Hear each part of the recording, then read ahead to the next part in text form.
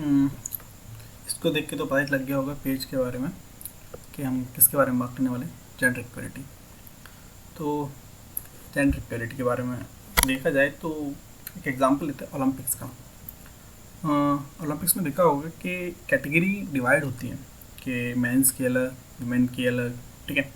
तो मगर एक क्वेश्चन एक घूम रहा था, मैंने बहुत सर्च किया नेट पे, मगर मुझे कोई आंसर ही नहीं मिला कि चेस एक गेम है जिसमें, उस गेम में मतलब क्यों कैटेगरीज है मैन वुमेन की।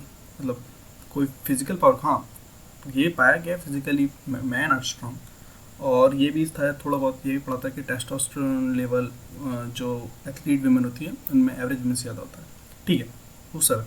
मगर ऐसा क्यों कि चेस में कैटेगरीज क्यों अलग अलग है? मतलब वो they are basically based on mentally mentally power के ऊपर कि आप कितना सही से कर रहे हो। तो उसमें तो कोई फिजिकल नहीं है। Just if you just find answer, let me know.